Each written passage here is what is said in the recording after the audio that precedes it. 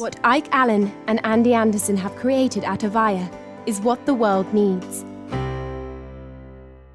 Hello, AVAIYA family. I'm Ande Anderson. My partner Ike Allen and I are teachers, mentors, and the co-owners of AVAIYA University. AVAIYA is the creator of over 1,000 books, films, courses, teachings, and other supportive resources. Thank you so much for joining us. Our fellow teacher, Amy Weintraub, is with us today to talk about busting out of codependency and shame with accessible yoga. Amy is the founder of the Life Force Yoga Healing Institute, an acclaimed yoga therapist and a pioneer in the field of yoga and mental health. She guides thousands of practitioners and yoga and mental health professionals around the world and thrives in Tucson, Arizona, where she mountain bikes, dances, writes, and creates. Welcome to AVAIYA, Amy. Well, thank you so much, Ande. I'm currling on the East Coast, but I know I thought about that when yes, it's doing your summertime. That's wonderful. Well, let's talk. I'm curious, just to start us off, right? What's your personal relationship with this topic, if you have any? Well, I would say my personal relationship is more specific to shame. As I say in my first book, Yoga for Depression, as I was growing up, it was like shamey Amy. I mean, it was like I had that visceral response of just anything could set off that physical sensation of shame.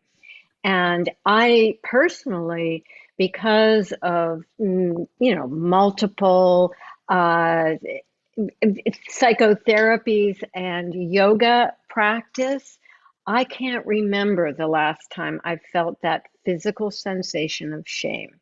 I may have a regret or some guilt, but shame just is not a part of my vocabulary in terms of my internal experience. So I really credit a lot of the practice of yoga and meditation.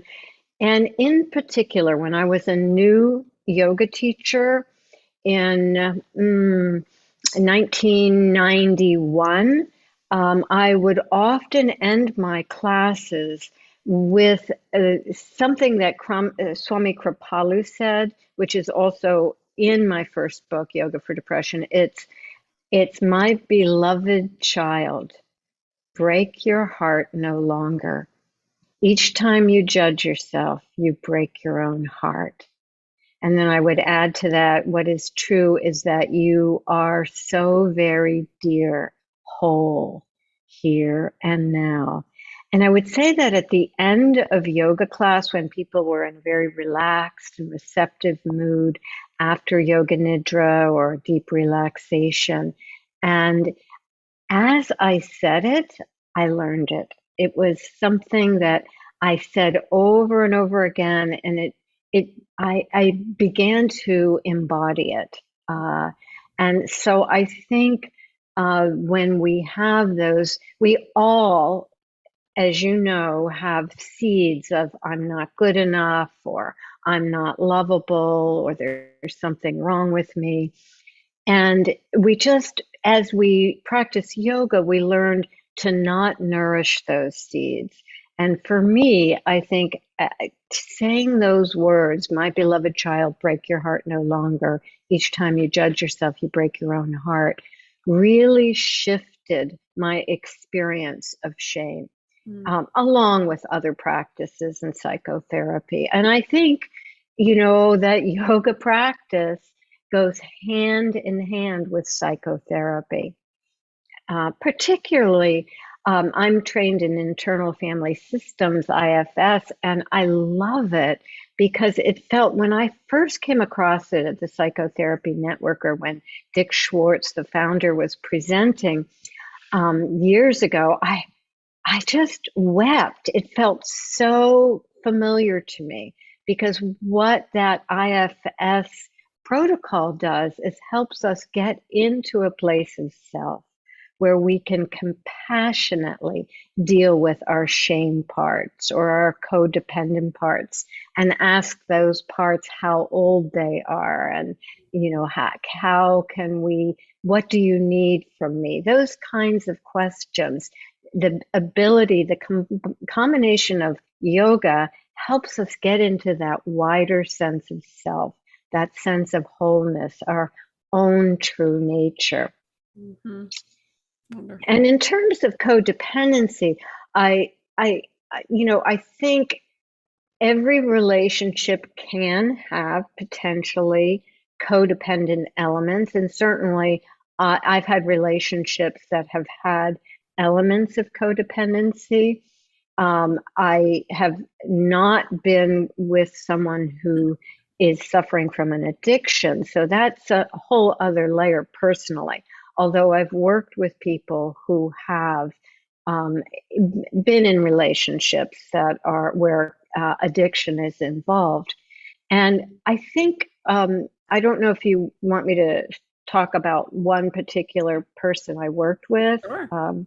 Sure. I worked with a young woman who was in relationship with her former therapist. Okay. So right away, we're set up with a power dynamic. And he was possessive and somewhat emotionally abusive. He was older than she was, and she adored him because of the transference that arose in the psychotherapy. So there was that foundation of what felt to her like love.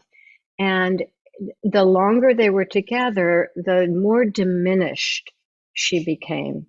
And we worked together with various practices. She was also seeing a psychotherapist at the time and working with some of her parts that were much younger parts that allowed her to engage in this relationship, that those unmet parts from her early childhood. That so she was working psychotherapeutically, but we also worked on self-esteem issues, and we also worked on just agency practices from yoga that could provide her with agency. And some of those same practices, or I would say all of them, also help with working with toxic shame. Mm-hmm. Yes. Yeah. I'd love it if you'd share. Well, first off, thanks for sharing everything you just shared. And I'm glad that you brought IFS into the conversation because we love Dick Schwartz. He's been at AVAIYA many times before, and it is an amazing, amazing modality in the world of healing so many parts of ourselves that we might struggle with. And so tying yoga into it, right? What aspects of yoga practice can be supportive for people when they recognize their codependency, like this person that you're talking about? Well, first of all, I would,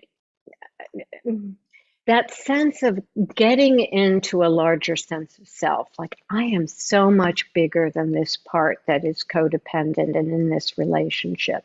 So if you don't mind, I'm going to take this off. I'm a little warm in here.